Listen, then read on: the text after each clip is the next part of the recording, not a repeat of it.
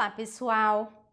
Neste vídeo eu trago algumas observações e argumentos relevantes no que tange às teorias de Piaget e Vygotsky.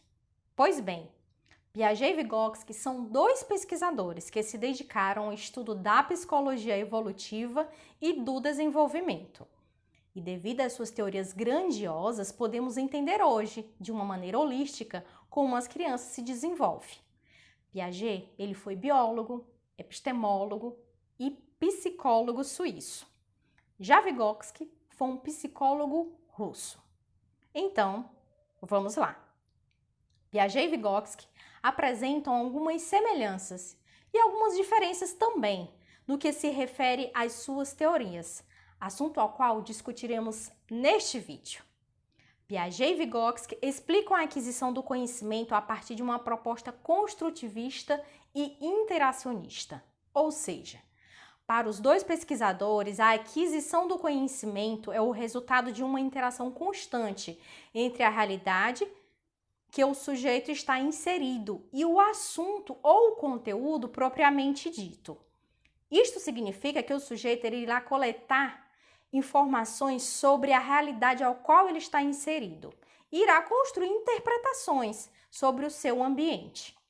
Para Piaget e Vygotsky, o sujeito é qualificado como um impulsionador ativo, que age diretamente em seu meio para construir sua própria interpretação específica da sua realidade. Agora, no que tange às distinções entre os dois pesquisadores, podemos destacar alguns pontos importantes. Fiquem atentos. Para Piaget, o indispensável é a ação social. Já para Vygotsky, o essencial era a interação com o ambiente social. Para Piaget, o sujeito ele parte do internalismo para um entendimento sobre a realidade, ou seja, parte do interior para o exterior. Já Vygotsky defende que o conhecimento está fora do indivíduo, de uma maneira social, ou seja, parte do exterior para o interior. Piaget considera que o processo de construção do conhecimento inicia-se com o desequilíbrio entre o sujeito e o objeto. Para ele, a origem do conhecimento por parte do sujeito envolve dois processos complementares e por vezes simultâneos. O primeiro é chamado de assimilação e o segundo, acomodação. E essa assimilação ela é tomada como a capacidade do sujeito incorporar um novo objeto, ou ideia, ou um conceito. Já a acomodação seria a tendência do organismo de ajustar-se a um novo objeto e, assim, alterar os esquemas de ação adquiridos, a fim de adequar ao novo objeto recém-assimilado. Após algum tempo, a criança passará a dominar o novo objeto assimilado e acomodado, chegando a um ponto que chamamos de equilíbrio. Para Piaget, a teoria do desenvolvimento cognitivo passa por estágio, e eles são 4. O primeiro estágio é denominado de sensório-motor, que compreende a fase de 0 a 2 anos, onde em um primeiro momento a criança experiencia o mundo a partir de meios inatos, como por exemplo a sucção, sugar o leite.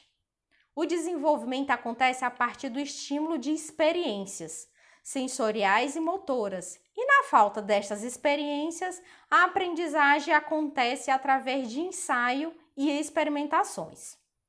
A segunda fase é a pré-operatória. Compreende da fase de 2 a 6 anos de idade. Esta é a fase da aquisição da linguagem, fase marcada pelo jogo simbólico e manipulação de símbolos. Nesta fase, predomina a fantasia da criança. Ela usa a imaginação. A criança usa o faz de conta.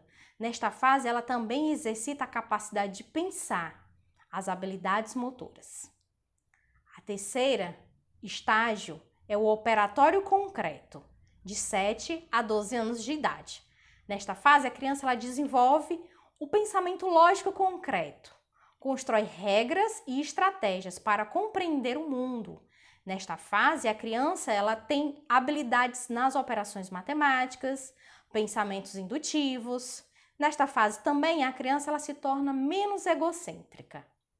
E a quarta e último estágio é o operatório formal, a partir dos 12 anos de idade. Nesta fase, a criança manipula representações abstratas, compreende conceitos abstratos como raciocínios matemáticos, os pensamentos eles são embasados na lógica dedutiva. Já para Vygotsky, a aprendizagem passa por níveis de desenvolvimento, e esses níveis de desenvolvimento são 2. O primeiro nível, temos o nível de desenvolvimento real. É o conjunto de atividade que a criança consegue resolver sozinha. E temos o nível de desenvolvimento potencial, que é o conjunto de atividades que a criança não consegue realizar sozinha, mas que com a ajuda de alguém que lhe dê algumas orientações, ela consegue resolver. Para Vygotsky, o nível de desenvolvimento potencial é mais indicativo do que o nível de desenvolvimento real. A distância entre o nível de desenvolvimento real e o nível de desenvolvimento potencial caracteriza o que Vygotsky denominou de zona de desenvolvimento proximal, o que chamamos de ZPD. Bem, pessoal, estes foram alguns enfoques importantes sobre a psicologia evolutiva e do desenvolvimento de Piaget e Vygotsky. Espero ter auxiliado em despertar a criticidade de vocês sobre o tema. Um forte abraço e até a próxima!